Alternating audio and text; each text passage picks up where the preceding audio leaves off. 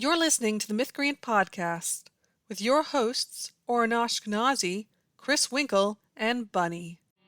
There was a castle by a waterfall with a pink and purple wall and a princess living there. She had no parents and was all alone. She got by on her own and she liked it pretty well. 'Cause she never wore socks. She had a pet snake. She bought a red guitar and she ate a whole cake. And there wasn't anybody there to tell her what to do, so she did what she wanted to. Everybody knew the story of the princess who saved herself. And welcome everyone to another episode of the Mythcreants podcast. I'm Oren. With me today is Bunny. and Chris. uh-oh folks, I've written an action story, but due to some kind of cumbersome world building elements that I don't care about, the action plot doesn't make sense anymore. So I guess I have to kill my darlings and get rid of the action plot. When you think about it, killing your darlings is pretty action-packed, though. Obviously, that's how writing works. You just take whatever is your favorite thing, and then you take it out, and bam, your story's done. That's definitely what kill my darlings means, and also definitely my only option. What other option could there possibly be? It's a shame because my darling is already centered, but I've been told to kill it, and so now I'm no longer writing. We've solved the writing problem, is just don't write anymore. They say to start your story as close to the end as you can, and now the end and the beginning are just the same. Yeah, we cut the Gordian knot. It's a lot easier this way. We're talking about the phrase, center your darling, which is something we say on Mythcreants a lot. I was surprised we don't actually have a podcast on it specifically, so I'm going to fix that. But this was actually Chris's idea, so I'll let Chris tell you what it means. I think it's worth saying that the reason we don't have a podcast episode on it is because it actually originated in a podcast episode, but at that time, the phrase had not yet been in use. About 7 years ago, we're so old, we did a Writing Your Passion episode that was real popular. People really liked it. And we were talking about working with our clients. Often they would have different story elements that were at odds with each other. You know, like a tense plot, for instance, where the protagonist would just take time off to hang out at the beach or something like that. And the obvious solution to that is to just take out the boring beach scenes. But we always ask clients what's important to them, and we would often discover that it's the beach, which makes sense because why else would it be there? Look, beaches are very special places. They're ecologically diverse. You can find cool things in tide pools. The beach is always the darling. So in this situation, by far the easiest fix is to kill the darling, because otherwise the story would be complete. But at the same time, that's not what the writer's interested in. That's not what they want. And by that stage in the writing process, trying to make the beach scenes not boring is just a huge rewrite. At the same time, this is not an inevitable situation. It was happening because so many of our clients, they had something they wanted to put in their story, but they didn't know how to make it what the story was about. And so they would get themselves in this situation. So to try to, help people avoid that in the first place, started talking about centering your darlings so that later you would not have to kill them. Which, sounds kind of ominous when we say it that way, but it is, more or less the way we recommend people write their stories, is you try to find out what is the most important thing to you, and you make that the focus, because your story can be about anything, but it can't be about everything. You have your sniper rifle pointed at either the darling or the rest of the story, and you must shoot one. But if you do this properly, you don't ever get in that situation, because you don't build a story that your darling's not part of. You start from the beginning. The article that I have that talks about my method of centering your darling is the one called Turning Your Concept into a Story. And the reason for that is because I recommend doing it immediately as soon as you get an idea, if possible. Because it's amazing how fast writers get attached to the story as they imagined it, even if there are huge things that are not working about it. We get really excited about our cool new story idea, and the possibilities seem endless, and then we start thinking about all these other cool things we could add to the story, because that just makes it cooler. Again, unless you know a lot about storytelling and you've had a lot of practice, you may not realize that those things actually don't work together. Also, darlings can change. Sometimes it's not possible to do this only in the idea stage because people will come back to a story that's been in the trunk for 10 years and then they will like something different about it, for instance. I mean, the worst scenario is that you start with your story and then, like, you realize some part of it is actually what interests you the most, and then so you start working on that, and then you find a new thing, and you're like, no, this is what interests me most now, and that becomes an endless cycle. If you find yourself stuck in one of those, you are going to have to draw the line somewhere. Or just write an anthology. But usually, you will be best served by figuring out what is the most important thing to you and focusing on that. And often, it will mean more rewrites, but not always. I've worked with clients who sometimes have things that are surprisingly easy to take out that are not related to their darlings, and they only have in there because they felt obligated to have them in there. You know, there's a lot of weird writing advice out there. People put in stuff that they were told they needed that they did not need. It just happens all the time. Fight scenes are probably the number one culprit here. People feel like they need something exciting, so they put in a fight scene even though they don't like fight scenes and don't want them, and the fight scene is bad and doesn't fit with the rest of the story, and it's just like, you don't need it. We can get it out of here. That's not your darling. Get rid of it. Romance is another one of those, I think, more commonly in movies than in written work. There's a woman and a man on screen. I guess they'll kiss now. That one's a little more complicated because I feel like movie writers do that because they have all kinds of like marketing concerns. I don't know if romance actually helps with that, but they seem to think it does. I haven't yet encountered many authors who include romance just because they feel like they should, but, you know, it does happen. Yeah, I mean, I definitely have heard from people who feel pressure to include romance when they're not interested, but how many of them actually do it? Right, I don't feel like I've had a lot of clients where you ask them about, like, hey, this romance is kind of neglected. Is this actually what you want? And I've had, you know, sometimes a client will say no, but other times I've also had a client decide, actually, you know what, I do want it, and go back and forth. So I wouldn't say that there's a continuous pattern of that happening. I wonder if part of it is also not just who's writing it, but also like the medium itself. You know, in a movie that might be 2 scenes, but scenes in a book are much longer, right? Like they take a lot more writing into it. I will say that novels are longer stories than a movie is. You know, if you're having a romance subplot or something, that's going to require more development, or it just won't feel very present in the story. My impression from working with authors compared to what I see when I read about screenwriters when they tell us how they do things is that authors, while they are vulnerable to pressure, they are less vulnerable specifically to the idea that you should introduce something because it will make the book sell better. Screenwriters do that all the time because they have like very powerful financial incentives. Often they are told to do it by their boss. Most authors don't have a boss, and writing is so hard, and the chances that they're ever going to make money from these books is pretty low anyway, so they don't necessarily have the same pressure of, like, you should include a hot naked scene, because people like that. Sex sells. Like, authors are less likely to do that. They're more likely to do, you should include this weird villain POV sequence, because it will make the book better, and, like, some writing advice author that you trust told you to do that. They're less likely to be motivated by what they think will make the book sell. Or good, serious books are all about character flaws. Being self-conscious about how legitimate you are, I think is definitely something that writers have an issue with sometimes. But the financial pressure's less so. Yeah, I'm not saying that authors are, like, less likely to compromise their story for pressure. I just think they do it for different reasons. The thing that I do find, besides like outside pressure with clients, is that one of the biggest things that obstructs them understanding what their darling is the decisions they have already made in their head. They decided at some point that this was the most important character, and trying to get them to reevaluate and pay attention to how they actually feel instead of what they previously decided can be really difficult. We can often tell who the writer likes the most just by reading the story.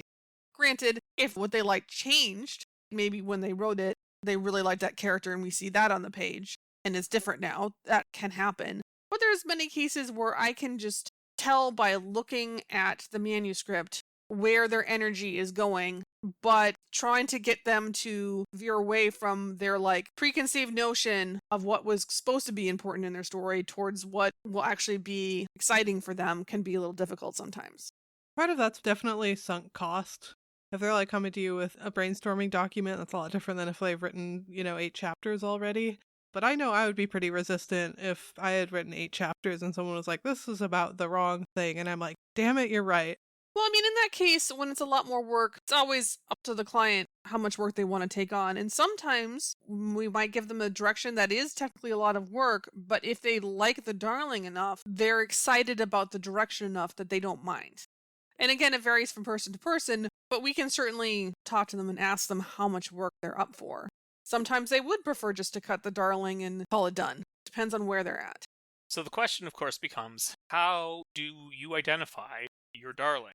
That's sort of the whole purpose here, is that you're trying to figure out what is the most important thing to you, and then you can work on making it the center of your story. It's Wendy, right? Always. Any character named Wendy automatically. I have, my clients do just a very simple exercise where I have them rank things like characters or plot lines or setting elements in order of which you would be willing to cut first to last. This is something you can do at home. Get a list, get all of your characters, write down all of your plot lines, all of your speculative elements. Which of these would I cut last if someone held a gun to my head? You might just be able to figure it out that way. You thought you were sniping the darling? It's the darling sniping you.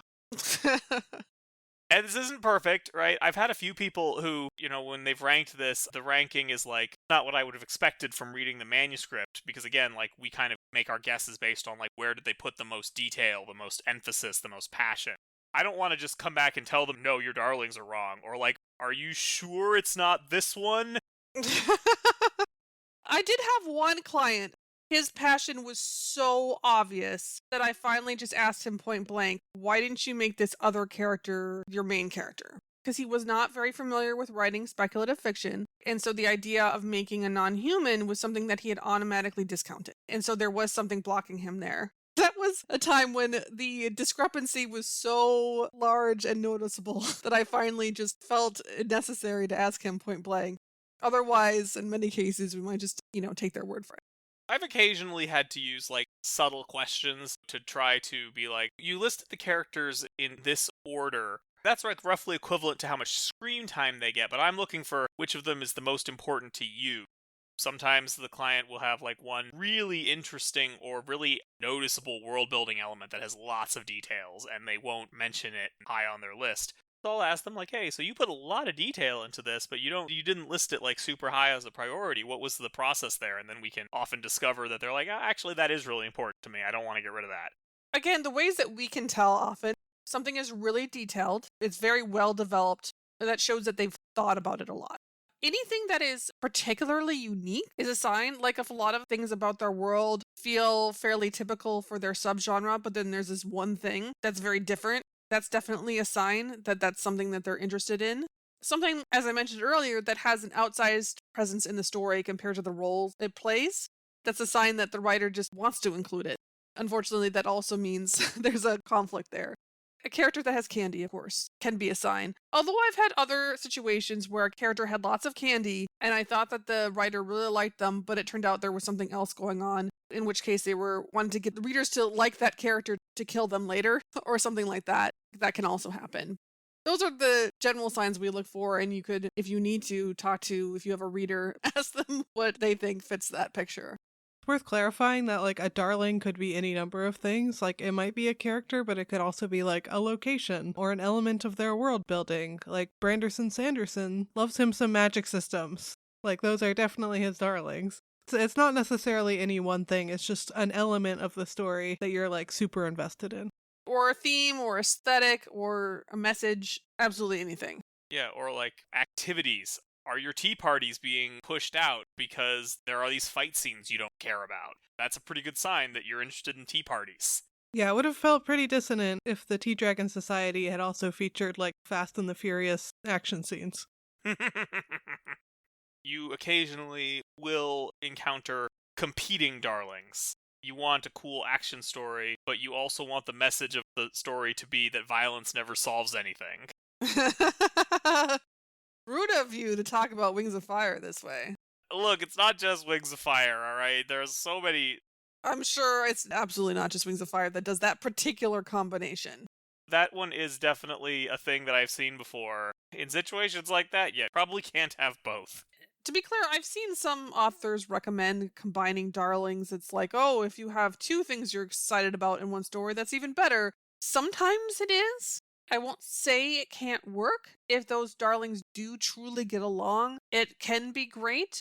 They can clash in some way, and then what are you going to do at that point? And so it's just the better your knowledge is of storytelling and how everything fits together, the more that you can do something like that and actually assess, okay, are these going to compete with each other in some way or not?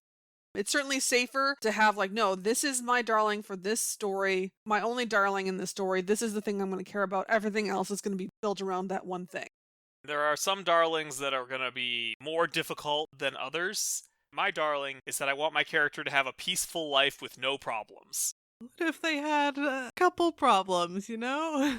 Here's an idea. Can other people have problems that your main character cares about? Technically, they don't have any problems. There is a problem in the next area code that they are going to go help with. I will say, if you're trying to do something particularly tricky, that's a reason to not add more darlings to the story. If your goal is to have a villain protagonist, please don't try for any other ambitions in this story, okay? All of your energy is going to need to go into trying to pull off your villain protagonist. The candied trickster is another one that authors often really love and is often really bad for the story. Yeah, and that one's hard because I think that the appeal of the candied trickster is that they are not the main character. You can settle for a lesser version where it's a little less candied and have a trickster. Otherwise, you can't really do that one. What I usually recommend in that situation, because this has come up enough times that I have a plan for it, is I recommend making the trickster more mysterious, because what makes this trickster character so irritating is when they show up and get the better of the hero and then do a victory lap about it, and they're like, nah, nah, nah, I got you. That sort of thing can be very irritating. But Oren, isn't it so clever if the dog is really the mastermind? Will that just blow everybody's minds?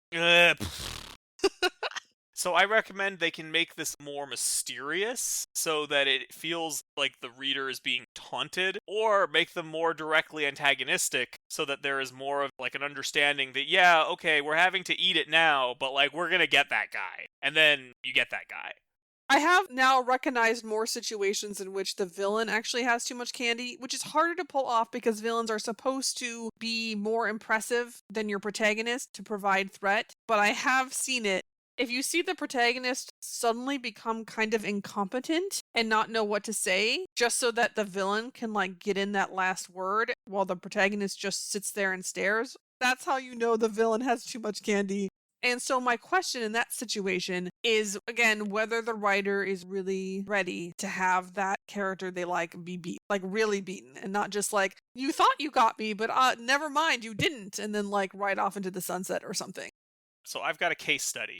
The case study is the Ministry of Time. No! Yes! Yes!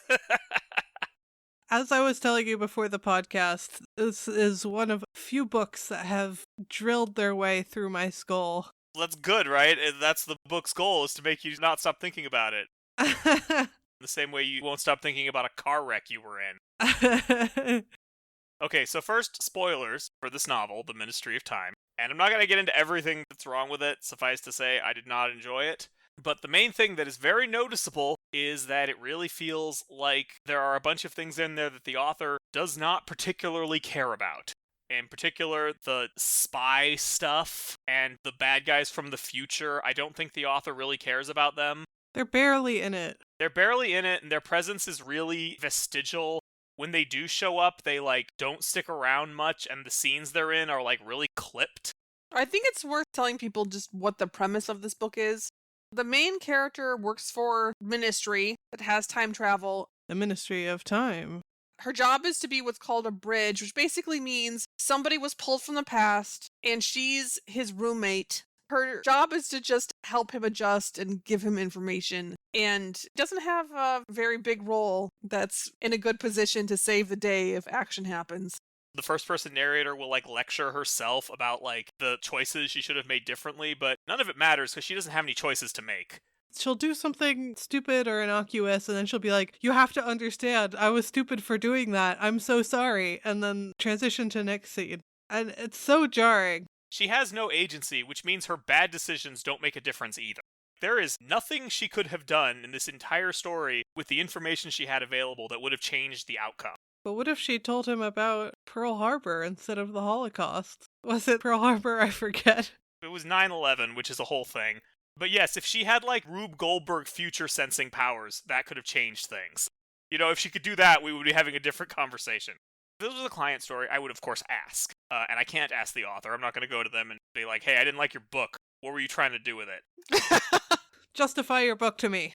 So instead, I'm going to guess based on the things that get the most attention. And I'm going to guess that the things the author cares about the most are the romance between the main character and Graham, who is the time-traveling guy that she's roommates with.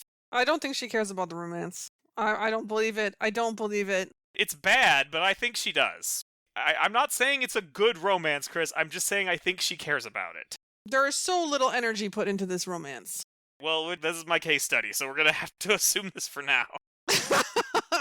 It does kind of feel like an obligatory romance. Of course, we're going to have a romance, but I think she does not think it's obligatory. I think she likes the different perspectives of, like, looking at history in different ways, right? Or different perspectives from different people in history, and they're, like, different ways of looking at the world. I kind of wonder if when she was plotting out the story, this was what she thought of as, like, the most interesting way to take the character's relationship. Like, she thought just friendship was less interesting, which is a problem because you could do a lot of interesting things with friendship. And it does kind of feel like, where's the most cool place I can take this? Well, obviously it's romance, which is the endpoint of all relationships. It's the ultimate relationship. I mean, it's possible she likes the romance, but she was afraid to write it because it wouldn't be literary enough. For the record, you stopped reading at a certain point, which I don't blame you. Shortly after that, they start having a lot of sex, and it is described in a lot more detail than you would expect based on how summarized everything is. Okay, but to clear, I got through the majority of the book. I'm not saying it's a good romance, I just think that with the amount of time it takes up, I do think that it's probably important. Look, we've got to know how good at sex he is. He's very good. He's so good that she interrogates him about it at one point. Like, how can you be this good at sex? The other two things that seem important, because again, these get front and center portrayals, are the different perspectives of characters from different points in history, right? Sometimes they're humorous, sometimes they're serious, sometimes they're a commentary on the present day. And she also clearly cares a lot about the main character's experience as a mixed-race child of an immigrant mother. Those two things show evidence of passion, I would say more than the romance does.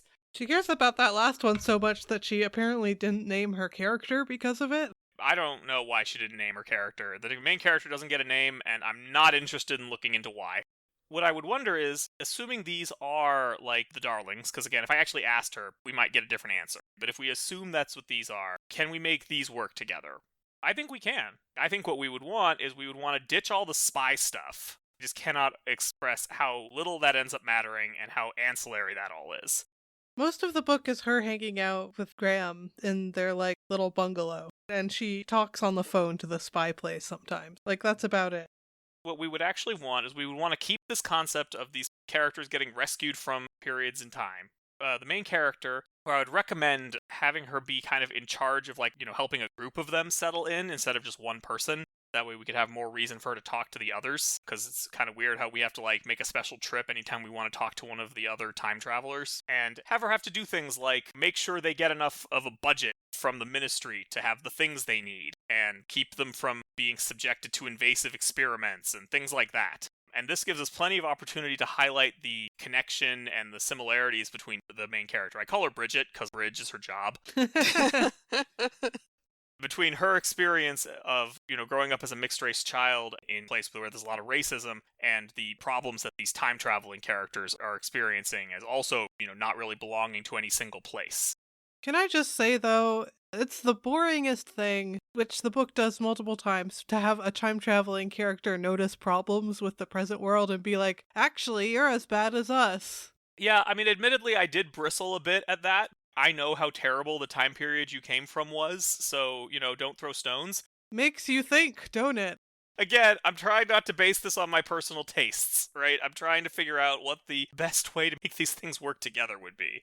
In this scenario, we might need to delay the romance a little bit, because we wouldn't want them to be dating if Bridget has a more, like, official position in charge. But that could be changed by the end. Like, they could have romantic tension, and then the situation could change, and then they could more easily act on it. Would have been a better book. So anyway, that's the sort of thing I would recommend to a client. Again, it might turn out that I have completely misread everything. Maybe the romance isn't important. I get why Chris is saying that. Maybe the spy stuff, despite barely being in the story, is the actual darling.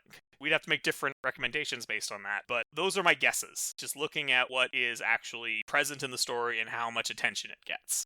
I mean, those seem like fair diagnoses. If they were trying to do the spy thing, they should have left the bungalow more often. Yeah, they should have maybe done some spy stuff sometimes, is just my thought. They should have spied on some people, maybe.